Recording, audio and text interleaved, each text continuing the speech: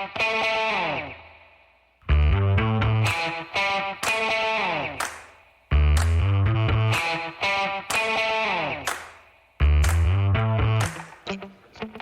folks. Welcome to another episode of Film Study. This is Ken McCusick.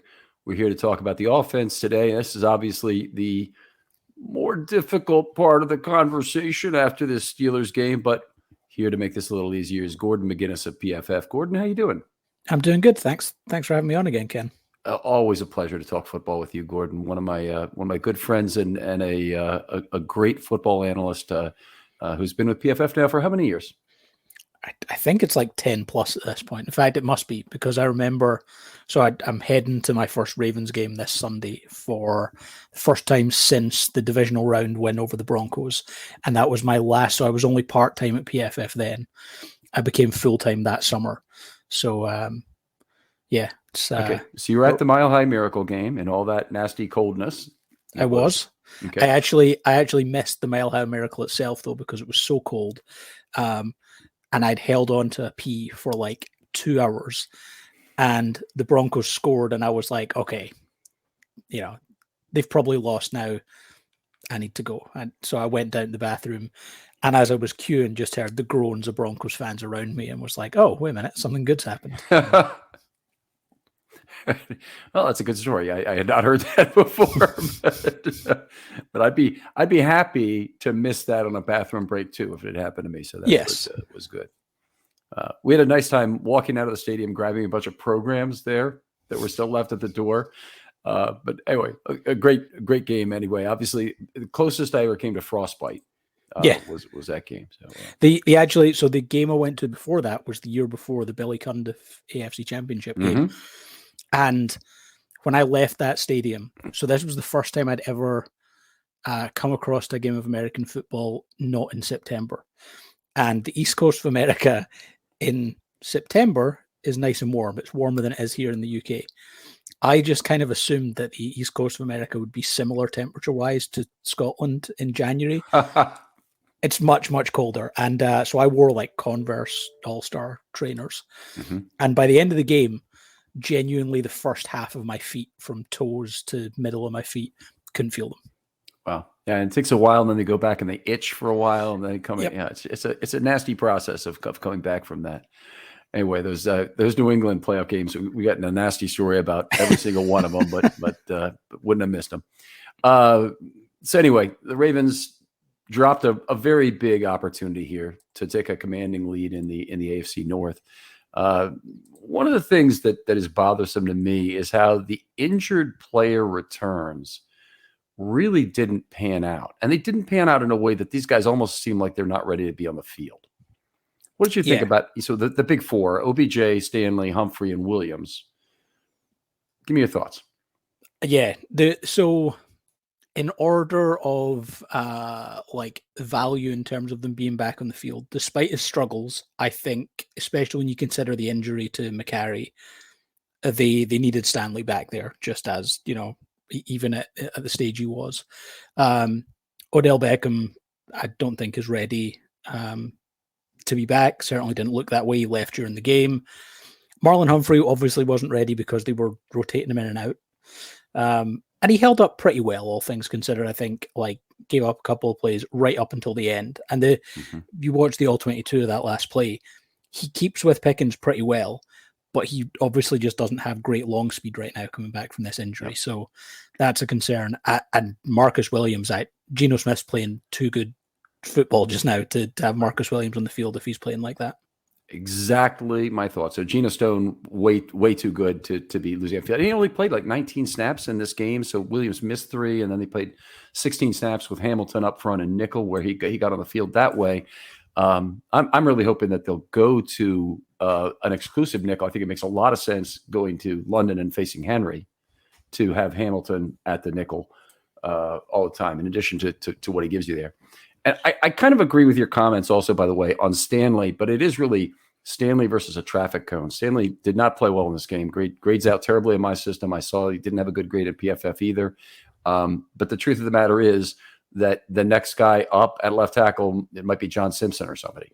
Yeah. If he'd have been out. Or actually, Simpson probably, I guess, would have been at right tackle. And and maybe Faalele at left Yeah, tackle. That would have been terrible. that's and that would be even worse given how he played it. How he played at right tackle. I think the interesting thing from Stanley is obviously like there's long-term issues there.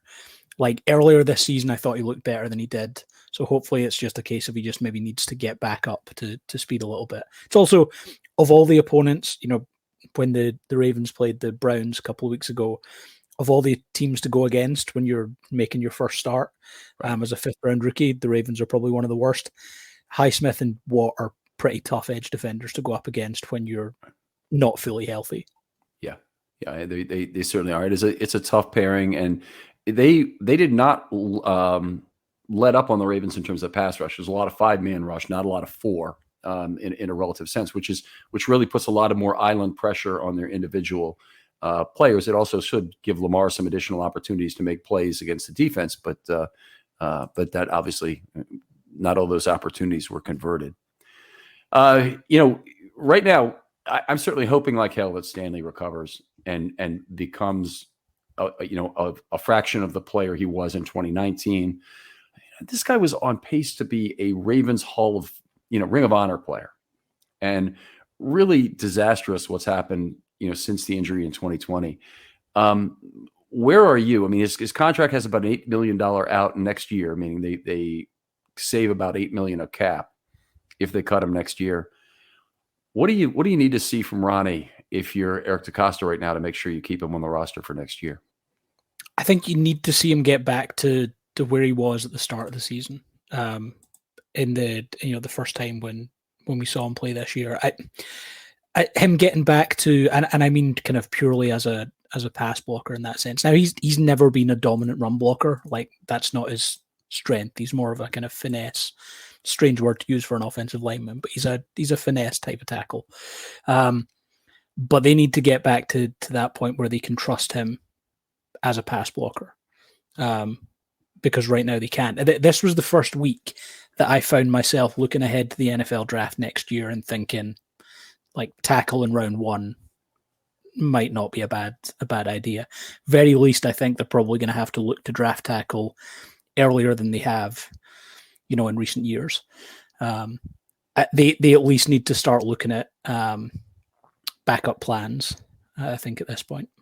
Very difficult. I mean, they obviously they thought they had a developmental tackle in Faalele, and I think that's not going to work out on the left side. And he might be okay on the right side at some point, but just looking at the guy lumber around, he doesn't have the feet, I don't think, to mirror on the left side at this point. But if they find a second round left tackle, they did that many years ago with Kelechi Osemele. And he was a guy who started at right tackle, moved to right guard during the playoffs that year, then eventually moved to left tackle for the Ravens. Maybe there is a multi-year guy there that people overlook. It's just left tackle traits are so highly prized in the draft. Everybody ends up at the position ends up being overdrafted. I can't even say it's an overdraft because look, the position obviously is so scarce in terms of people who can actually play it now in the NFL. Yeah, and we saw it this year of teams moving up to find tackles and things like that. So that's the position they kind of put themselves in. It's just you don't find suitable left tackles out there for reasonable deals in free agency. They don't come available in free agency too often. The interesting thing here is, like, you have to accept he's not going to be a top 20 left tackle in the NFL. I think Patrick McCarry is probably like a 20 to 32 left tackle in the NFL. And that's not great. And you would always be worried going into games against top quality edge defenders, but it is a lot better than, Daniel Faalele playing left tackle right now. Right. Yeah. I'll absolutely agree with that, obviously. And one of the issues is they really don't have a fourth guy right now on the roster who, even could sniff left tackle at this point. It might be Saleh, and Saleh is completely unprepared to step on an NFL field at this point. I mean, he showed that in the preseason, I think, very clearly. That is capital D developmental prospect at this point in time, I think. Yeah. It still blows my mind he's active for a game because they're managing their injury list in such a way that they have that many walking wounded early this season as the 9th offensive lineman. All right. So the defense dominated this game. They more or less, I thought, put it on a silver platter for the offense to win about 5 different times. And the offense certainly frittered it away with some missed opportunities, with some drops, a stupid, snap of the football that shouldn't have been in the cards at all in terms of what you did. Where does this put you? You've seen this loss to the Colts. You've seen this loss to Pittsburgh in this game. Do you have fears that this team is not good enough to win the AFC North based on what we've seen other places in the division? This might be a completely unhinged take, but as much as they lost this game, I think it is a reasonable statement to say that I came away from that game higher on the Ravens offense than I have any other game this season. Because, so I tweeted this a little bit ago, and it was in response to like a Dan Orlovsky tweet about the Ravens drop passes. The passing game up until the catch point was by far the best it's been all year. Lamar, and I think Lamar's been good kind of throughout the year, and he's got better as the year's gone on. But they developed as a downfield passing offense. They passed the ball almost as much beyond 10 yards in this game than they'd done all season before. I think it was 29 versus 20 or something like that. And the ball was there. They had so many opportunities. And drops are a little bit random, right? Like there are players who are more prone to drops, but the occurrence of drops and how often they happen in individual games and stuff is a bit random.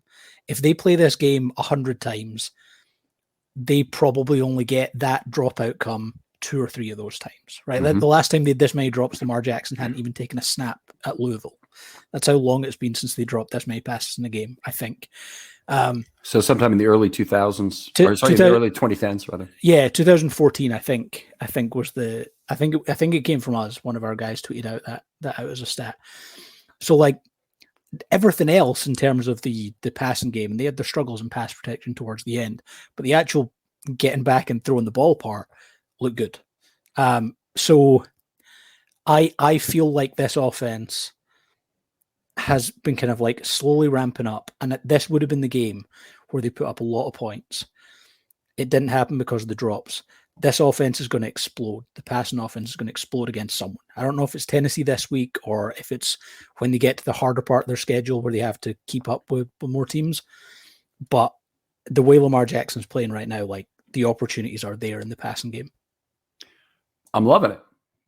You're not unhinged to me. I think that's a great take on this. So seriously, I do think that there's nothing about this game, and I'll go to the other side of the ball, and I'll say the defense. I don't know what you could want more out of the defense and what they offered up in this game. And the only time they really gave up the big play, they got away from what has been their only defensive look of the year, which is basically cover 2. They show it to you anyway, basically to start almost every single play. And then they do different things. They do match up, and every once in a while, a safety comes up the line of scrimmage. But it's basically a cover 2 shell all the time, where they'll be playing off that somehow and daring you basically to throw the ball deep. If you throw the ball deep, I'm going to be there. I'm going to pick it off. Well, of course, not only did they not have a 2 high shell, they had a 0 high shell on that play, and put Humphrey on an island against Pickens and said, "I dare you to throw it to him." And sure enough, easy pitch and catch, and take it in. So my 2 thoughts on that. One, I don't think Kenny Pickett's a particularly good quarterback, but that's a couple of years in a row now whereby he's looked at his very best in like the dying moments of games. And it's either really unfortunate for the Ravens, or he maybe is just someone who things maybe slow down a little bit for him when it's like, you need to stop thinking and you just need to drop back and do this simple thing. It helps when you pick up a 6-man pressure with an ample time and space opportunity. Exactly. And he knew as well, like when he looked at the Ravens defensively on that play, he knew where that ball was going. Like it wouldn't have mattered. Like I said, Humphrey's coverage for like about 15 to 20 of those yards was fine. It was after that. The ball's already out at that point. He knew he was throwing it up. But the interesting thing on the Ravens side for me, I'd be curious on your thoughts on this as well. My assumption was the reason why they lined up the way they did was because at that point, the Steelers were so on the verge of field goal range that they were like, we need to try and cause them to lose a couple of yards. And they probably just got, out-coached a little bit in that sense. The Steelers probably knew that that's what they were thinking and just decided this is the time to go deep. That is exactly what I've been saying last night on the defense pod and whatnot. Is that they were in a position where they were forced to gamble. It's not a bad gamble. If it works out, you're going to love it. It didn't work out, you hate it. It's actually funny. I mean, I was at a bar. We're just about to go to the Oriole game, and so I'm at a bar and I'm watching the end of this, and I see Pickens go in, and I'm the only one going crazy. I'm like, yes, it's great. Pickens just made a huge error. Yep. And it's the same error that the Chicago player, Mooney or whoever it was who caught the touchdown pass a couple of years ago, that actually gave a game back to the Ravens that they would have lost if he'd gone down. Incredible. So you're thinking the same thing in real time? Yeah, I was sitting watching it, and I was there was my two primary thoughts during the game. Like, I realized about halfway through that game how the game was going to go at the end. Like, it just felt entirely painfully obvious, like comedic value, to that it was going to happen in the most ridiculous way possible. They were going to lose the game just after all the opportunities. But as soon as Pickens scored, I was like, okay, but now the Ravens actually can go and tie the game. Before, they were in position whereby they couldn't do anything. And then the Steelers then made another mistake, obviously, when they had the illegal formation when they tried to kneel the ball. And, just there's similar to the Colts game. And this is probably why I'm not that bothered about the loss when I think about the rest of the season. Not in a vacuum. Every loss in a vacuum sucks. But when you think about the rest of the season, both of their losses this season haven't really changed my overall belief in how far they can go, because they shouldn't have lost either game. And each game has a handful of plays that went against them that you only need like one or two of those to go back, and you're probably only one in each of those games. Like, so many in this that you can just think very quickly, those happen, the Ravens win this game. Some of them they win by 2-3 touchdowns if they go their way early in the game. Some of them they just win by 8 at the end. Yeah, I mean, they don't give up that touchdown at the end if they catch either of those 2 touchdown passes consecutively, for instance, earlier in the game. So I'm at a loss on this. It's let's move on. The Ravens outsnapped the Steelers 67-65 in this game, 67-60 in terms of high effort snaps, because there were 5 kneels by the Steelers in one football game, which is hard to believe. One of the things I've been really concerned about the last 3 weeks is how sharply the series success rate has dropped. So they're only getting a first down about 68% of the time now for the last 3 weeks. That's more information, obviously, than we had from the first 2 weeks when we were really excited because they were converting 79% to first downs or touchdowns, obviously, that would mean. I look at their red zone success and I say, even at the current level, and it did drop off a little bit, they're 13 out of 18 now. That's probably not sustainable. It's a good offense, but I don't think they're right at the top of the National Football League, which is what 72.2% would be. They're 44.4 as a point of reference last year. They need to pick up a lot in other areas of offense in terms of efficiency, I would think, to catch up, to maintain their current level of scoring. Let's put it that way. Yeah, I think that's fair. And I think it's going to be interesting to see, because how much of that from this week was caused by drops and, all those lapses and things like that. Because the regression from the red zone efficiency is like, this was a prime example of that's what happens. Like, it was never going to be sustainable, the success they were having. But what you have to do is extend the other part. It's like a little bit, if you're selling a product to someone and you convert to sales at an abnormally high rate, you have to accept the fact that that's going to drop, because you're not going to maintain that. What you need to do is how do you widen that funnel at the bottom? And that's what they have to do now. Is the base level of the offense has to lift up a little bit.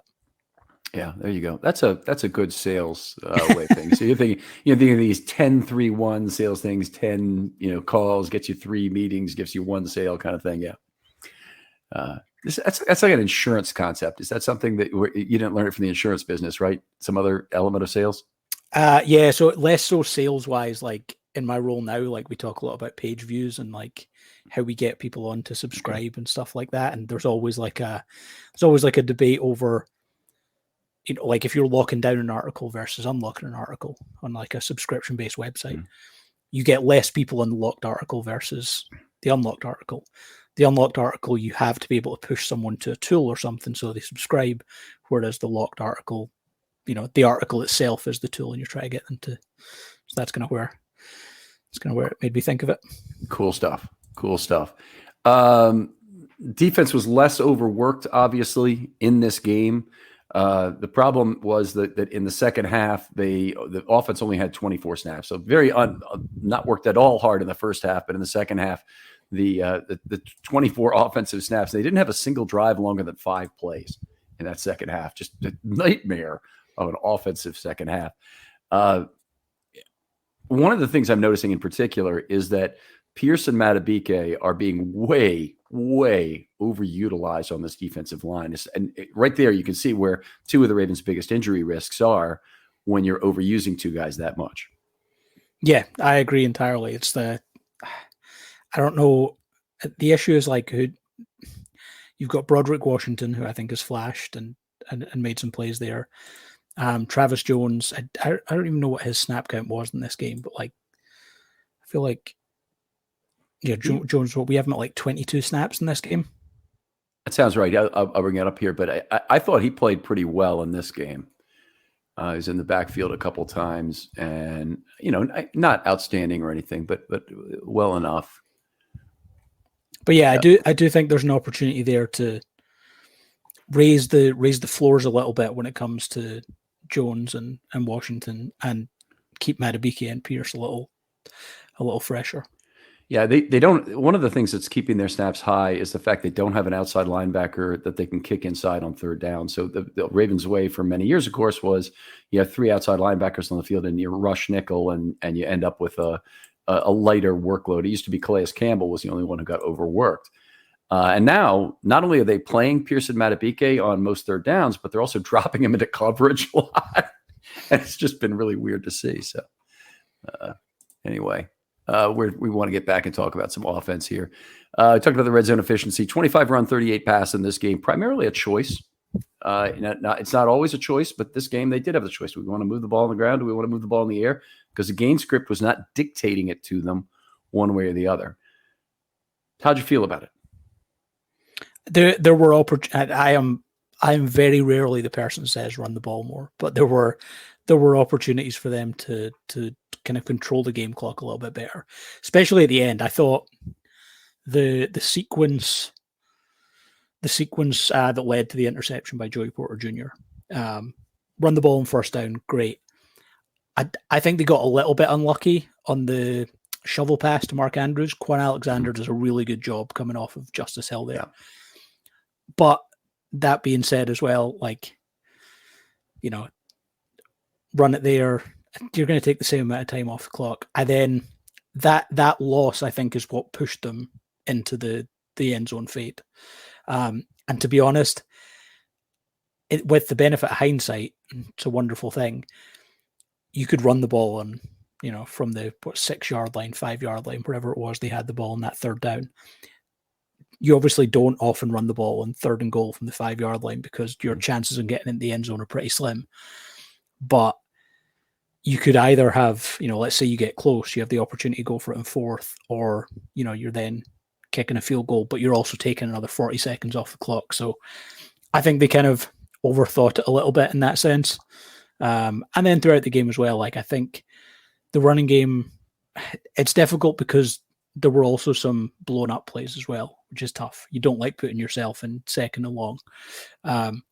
But they ran the ball well. I think I was surprised that Lamar Jackson didn't get more design carries, given that there was, especially right at the very start of the game, he had some success picking up a lot of yards. So, yeah, he was effective. I like your thought in there because, well, for starters, I hate allowing a 4-down field goal drive opportunity. I hate a little bit less allowing a 4-down touchdown opportunity to a mediocre quarterback with a mediocre offense. I think, the Ravens had dominated the game defensively. They had not allowed a touchdown.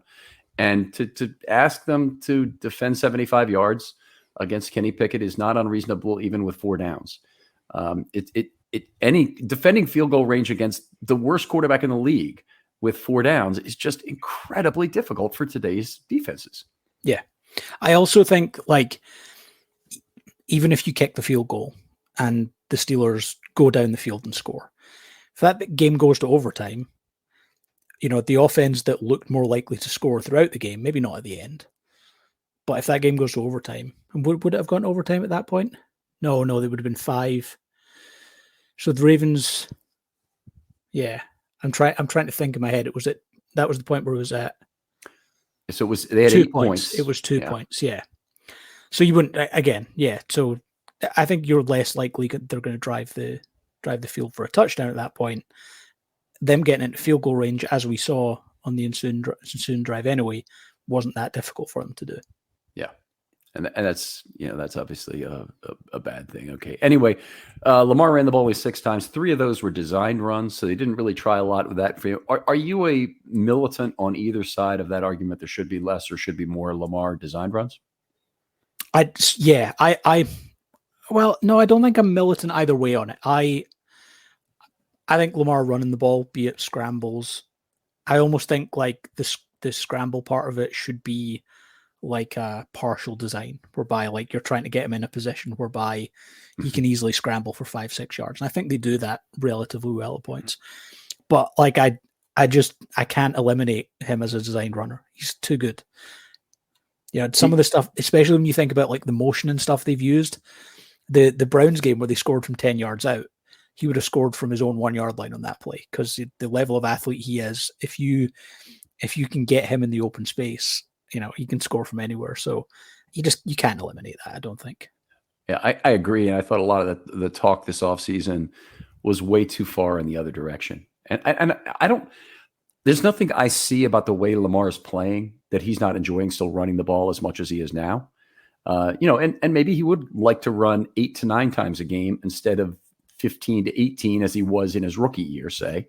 But I can understand why the Ravens still want to include him in the offense, and I'm actually fairly gratified by the current not complete reversal of the Ravens offense, because we have to see a effective run offense as part of what's going on in order to close out games at a minimum. And then it's great to also see some passing. It's great to see some vertical spread of the field as well, but that horizontal spread, I still want to see that. Yeah. All right, let's talk a little bit about the scheme and whatnot. We'll talk a little about snap division, maybe at running back first. Hill, the big man in the backfield with 39 snaps, Edwards with 30, and Drake with 1. Really important to get Drake on the roster for this game, obviously. But seriously, I mean, it's almost at this point like Duvernay should be an emergency running back if they need one, and then you don't waste a spot on Drake, maybe. I think that's probably fair. There's not especially when you had 2 running backs up that you knew they're going to get the bulk of the carries. I would guess maybe in this game what they're thinking is it's like a tough AFC North battle. If it turns into smash mouth football and you get injuries to Edwards and Hill, you probably don't want Duvernay, seeing a whole bunch of carries at that point. But yeah, there wasn't really a great need for Kenyon Drake to be elevated. Yeah, it's funny. Last week, Gordon was activated over Drake, and I'm thinking about it, and I'm like, this has got to be a moment of really extreme irony that one of the biggest fumblers of all time is being activated over Drake for his fumble that happened recently. That really seemed like what it was. Yep. They're done now with Gordon, as far as I understand, in terms of practice squad elevations. I believe Drake has 1 left, and Mitchell presumably will be back this week. He's already back practicing, so the window is limited. So I'm hoping certainly he'll be back this week in London. It would really be nice if they didn't have to go to either of these elder statesmen back again the rest of the season, and yet it never really works out that way. Yeah, if I had to guess, I would imagine Melvin Gordon could wind up being cut in the coming weeks, depending on from the practice squad, or they leave him on the practice squad. But they would have to sign him to the active roster at this point. Mm-hmm. The way the season's gone so far, it really wouldn't surprise me if at some point the Ravens are down another running back or down 2 running backs, and late in the season they're not calling him up, they're signing him to the active roster, and it's a 15+ carry game for him. Just the way these things work out. Let's not even think about it. A pretty good game from Hill. I was really actually kind of surprised to look in the box score and see he had 4 to 4 for 13 receiving yards, even with that -5 at the end, because it seemed like he was forcing missed tackles pretty much the whole game. You guys have an MTF stat. I mean, I know he's among the Ravens leaders for the year, I think, up there with Flowers probably. But what did you think about his game as a receiver? Yeah. Yeah, I mean, like obviously the fumble is the key play, but he fits this offense as a receiver. Like there's more being asked of receiving backs in this offense than there was in the previous offense. I think he fits the offense as a runner as well. Like he's a good natural fit. I think Edwards is probably a better runner than we thought he would be in this offense. But Hill as a receiver, he can make people miss. You know, he consistently can cause problems for people. You know, I think we have him with 4 missed tackles forced as a receiver, and I think he had 1 as a runner as well in this game. That's really good. Yeah, he's a good player. Like I'm glad we're seeing more of him. Obviously, the reason why is because of the devastating injury for J.K. Dobbins, but I think he's a good kind of backup level NFL running back who can be a fringe starter. I think the fumble was just really unfortunate. My initial take, I haven't watched this again on the All 22, but my initial take from broadcast was I think he made the wrong decision on his cut though. I think there was an opportunity to go outside rather than back inside. And I think going inside obviously was like you make one guy miss, you might score. I think outside he probably picks up another 10, 15 yards and then gets tackled. That was true. There's a momentary hesitation to juke in level 2 there that cost him time and allowed the Ogunjobi to catch him from behind. Anytime a defensive lineman catches a running back from behind is a fumble waiting to happen. Yeah. So, that's always a big risk. It was a great play by Ogunjobi, right? Yeah. He's punching entirely for the football, very frustrating, but the other team get paid to play as well, unfortunately. Yeah, he's been a Ravens killer, that's for sure. All right, well, let's talk a little bit about Lamar. Specifically, I just have some rush numbers here that the Steelers rushed 5+ on 25 out of the 42 dropbacks. And that's 42 dropbacks that resulted in a passer sack. It excludes the scrambles. 10 of 14.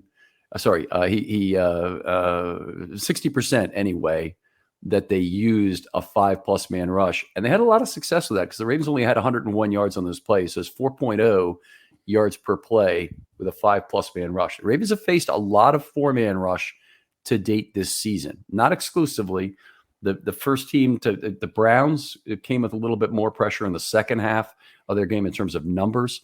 But I'm a little afraid that the Steelers, who a fairly traditional 4-man rush team a lot of the time, may have created a blueprint for what other teams are going to look and say, hey, wait a minute, Lamar doesn't really deal that well with extra man rushes, or maybe more accurately, their offensive line doesn't.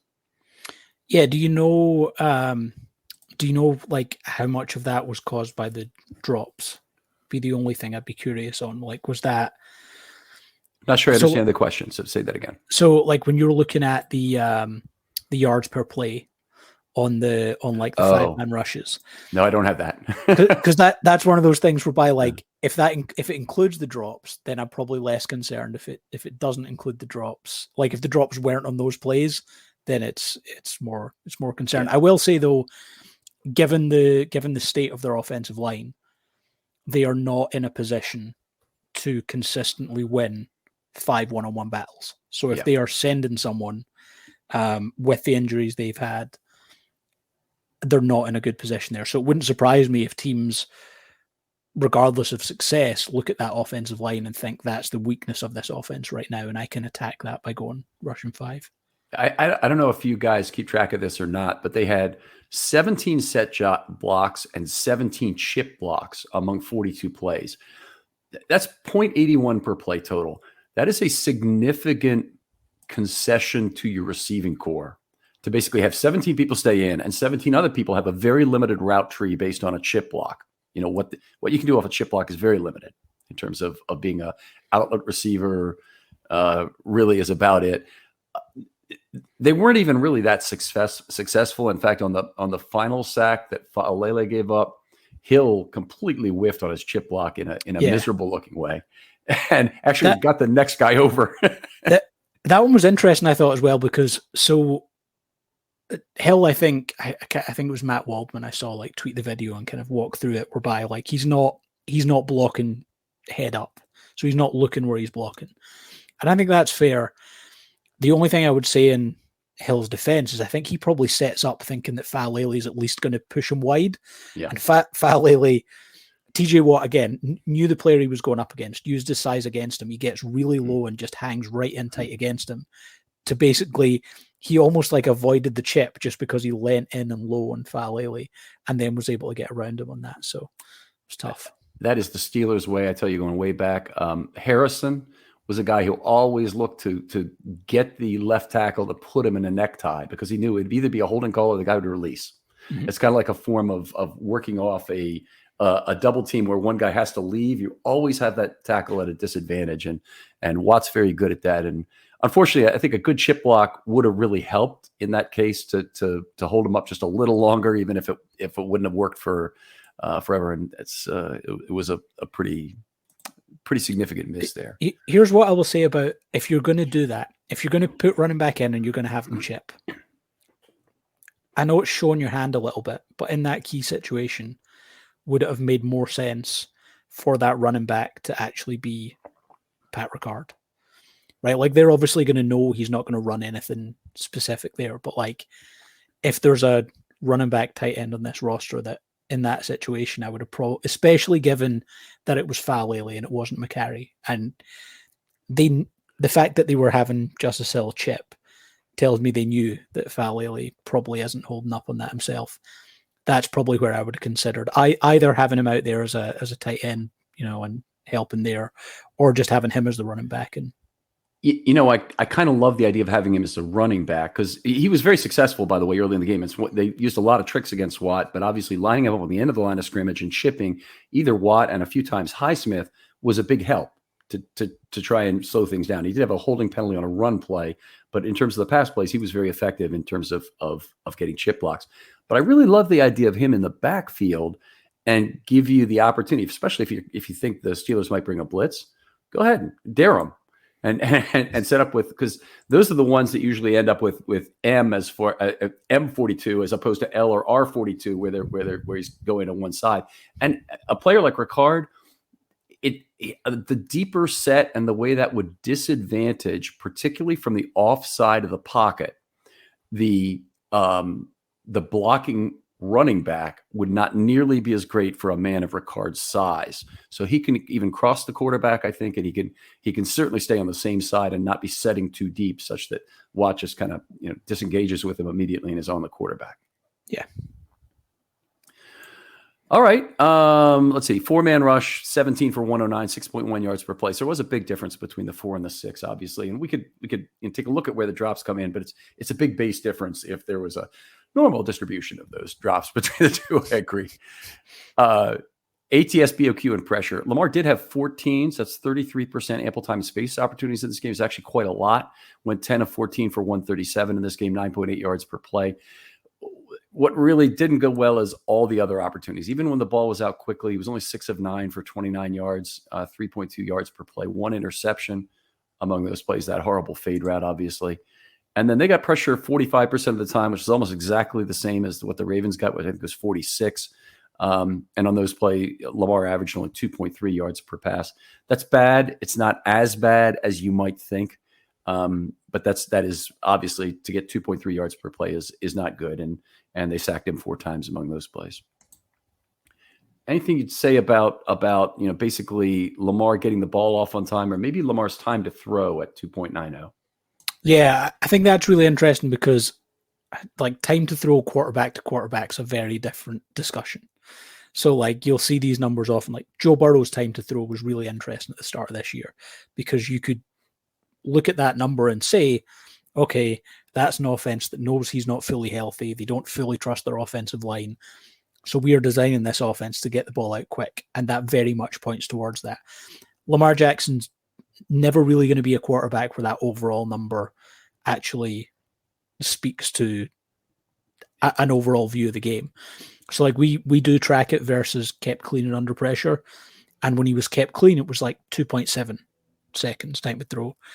When he was under pressure, it was 3.3. And that obviously includes scrambles, whether or not they break the puck, whether or not they break the line of scrimmage, or he's just moving around before he throws the ball away. So let me ask you a categorization of one play in particular. I believe it's the first play of the game, or it was one of the very early plays.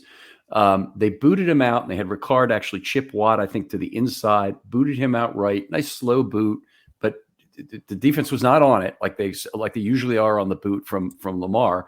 And he threw 8-yard completion, I believe, to Bateman on the right sideline.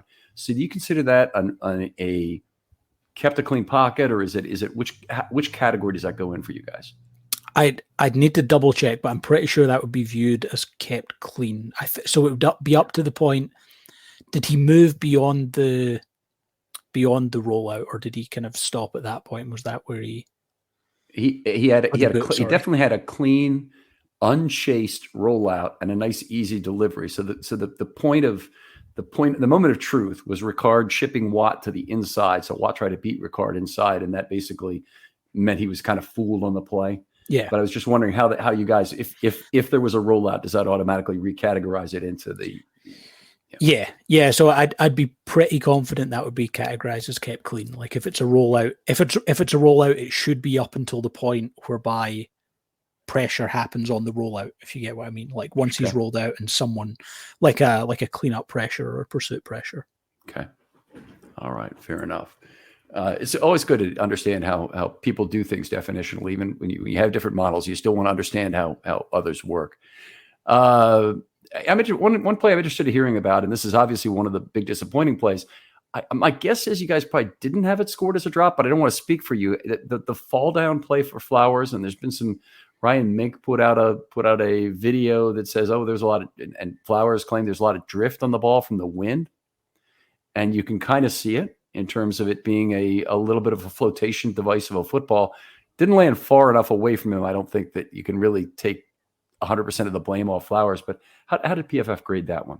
Yeah, so he gets a downgrade. He didn't get as much as it would be for like a standard bad drop, but he did get a small downgrade on the play. I've looked at it like, if I was grading it, I actually don't know that I would have downgraded him because I didn't know the context of the ball floating. When I looked at it, I was like, that feels like Lamar hasn't put that into like a spot where he can go and win it. He's kind of put it in a spot and Flowers has to readjust.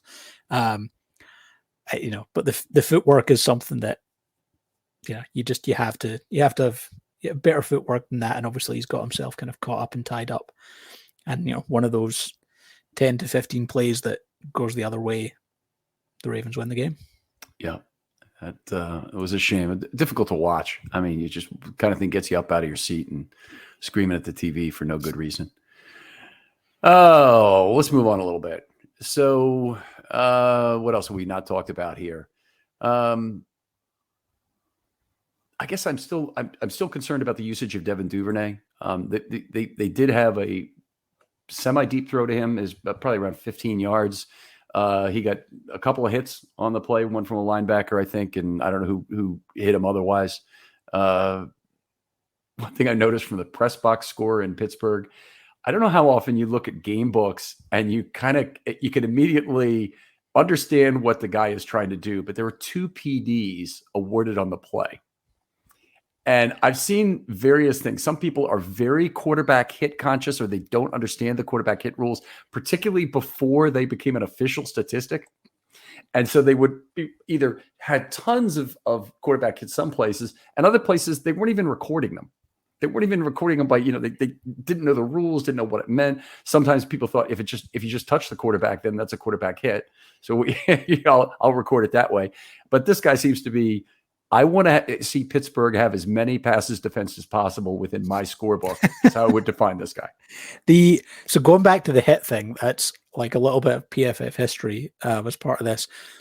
It might even still be. I'm just so far removed from this process now, but it used to be one of our like official checks after a game was done, was that you would bring up the game book and you would I think it was either hit you could type in, or you could use whatever the parentheses bracket is, where it's like a square one. Mm-hmm. You search and you find that, and you go and you count through them. And there would be times where you would see it and you'd be like, oh yeah, that's a hit. We didn't see that as a hit because it wasn't, we had to wait for the all 22. Mm-hmm. And there's other times where you'd look at it and there would be like 5 in a game and you'd be like, no. Like why are these being scored as hits? Because they're not. And then, so I think that was fun. The other pass defense thing that's funny was the drop, one of Flowers' drops in the game.